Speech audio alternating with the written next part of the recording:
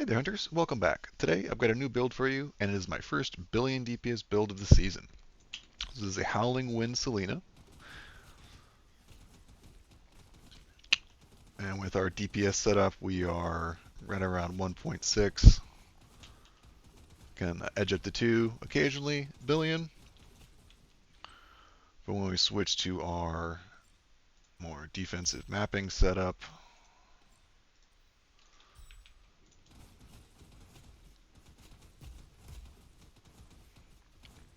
we're still just over a billion. So we're a pretty straightforward max channel stack using Howling Gale build. I'll run a quick T8 and then we can talk about the character.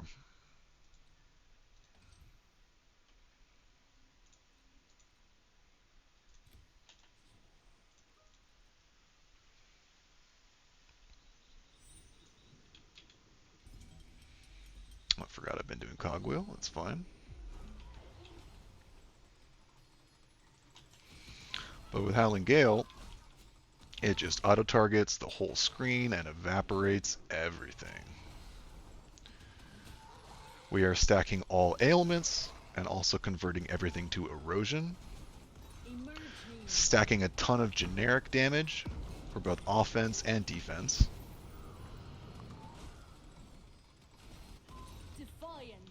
And overall, this is probably one of the more fun characters I've played this season. Thankfully, I had invested in some max channeling stack candles for my split shot character. I was able to use them on this one. So overall, this character is a little bit higher budget. This is a several hundred FE character as opposed to under 100 like some of the previous ones I've done. Each candle cost about 45 to 60. I have some 150 FE gloves. And just overall, I think I just put a little bit more into this one. But as you can see, the damage is there. We are clearing T8s, no problem. And,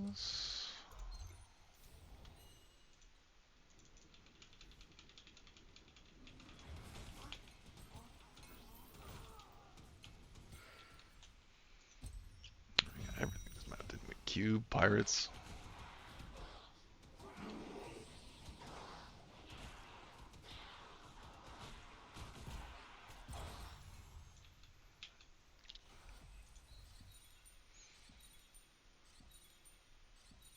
Never lucky. Okay, so in terms of gear, we're using some pretty straightforward items. Supreme Throne is a really strong budget option. I bought both of these for less than 5. You can get them corrupted to +2 stacks, and that is a significant damage boost, but these are just really strong entry level. The added damage is very strong, not only because Howling Gale has great damage effectiveness, but because of how we need to apply all damage types for all ailments. Then we're using Kaleidoscope. I have a Slate that converts everything to erosion to enable this. Obviously, you want to go for something like the Wind Breath Ring with maxed channeled stacks, but those are a little bit more expensive. I'm saving, I think, probably for that next. These belts are very strong because you get the level 26 spell amplification when not at low life. So right now I'm at 50%. So as long as I don't get hit to my life, I will always have spell amplification. Free aura, very powerful. The region and the spell damage are kind of cool, but I have 0 cost on all my skills, so I don't really get a lot of spell damage.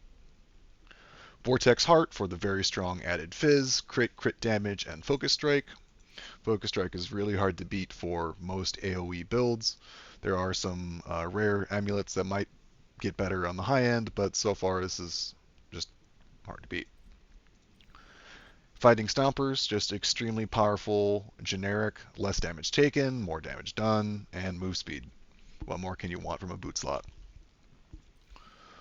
These my favorite gloves from several seasons back. They reintroduced them. Very very powerful. These almost doubled my damage. So we not only get 1 spell skill level, but since we deal all damage types. Every time we hit, we get minus 15 erosion resistance. So that's minus 45% erosion resistance. Huge, huge chunk. Chest is just generic ES and stats. I managed to get aura effect on it. Same with my helmet. ES, stats, resistance with a decent implicit. And the same thing here for the ring. I'm may or may not just move the kaleidoscope over here and then put the, so I can use both. Wind breath, that would probably be the most damage. But I mean, we'll just have to see. As 8s are no problem. I could probably maybe even go up to 8 ones. But it's nice to have options. In terms of skills, Howling Gale, of course, is the main damage. Passivation, because we're converting everything to erosion. Spell conk. We're kind of just going for generic scaling as possible. This one is very powerful. It's just 30% additional damage. Quick decision, because your cast rate affects your hit rate for Howling Gale. There's a base 1.5 attack frequency, and then that's scaled by cast speed. So for this slot, we use guard while mapping, but for bosses, we switch to Furious Sweep, which gives us just a ton of additional attack frequency. So you just hit almost twice as fast when you equip this. The downside is it makes your tornado very small, so it's not quite as comfortable clearing beacons, but if you're just fighting bosses, then it's you can't beat it. Defensive buffer for a very strong just defensive layer. We always have tenacity blessings from Elementalist, so we always have minus 24% damage taken for all types. Blink, Mana Boil, Secret Unleash. Secret Unleash is great for the cast speed. We're using 2 imbues because we benefit from both of these. First, it's a base fizz skill. We convert everything to cold, and then we later convert that to erosion. Our main skill applies Frostbite, Shock, and Trauma. And then we have Ice Imbue to apply Ignite and Wilt.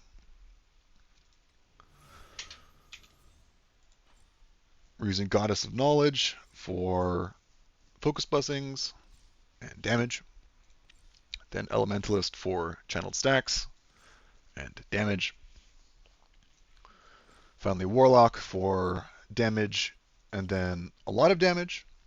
So we're already applying all elemental ailments, but now we apply guaranteed trauma and wilt.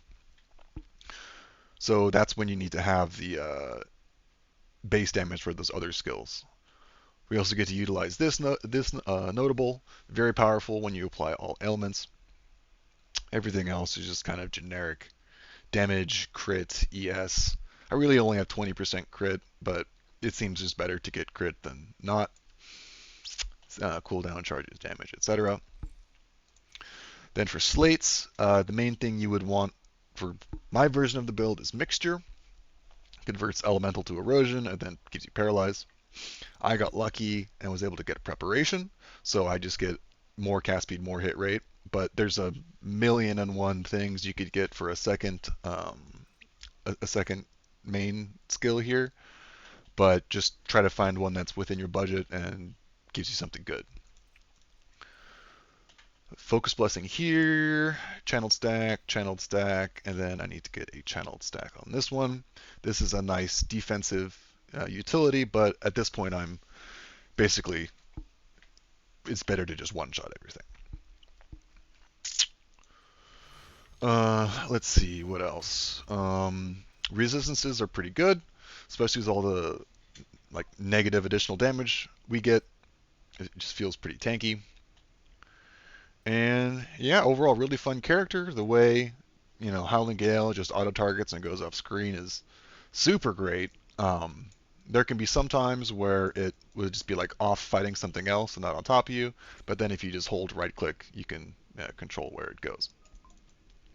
Overall, fun build, highly recommend, especially if you're trying to push into T8 for a reasonable amount of investment. Like I said, the character is probably less than 300 FE.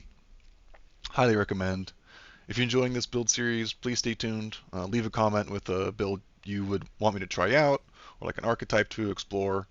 I've actually been thinking about a Gemma 3 trauma build, so I'm kind of farming up for that. But overall, this one's really fun. Highly recommend. Ton of damage, looks cool, feels great. So appreciate likes, follows, comments. See everybody next time.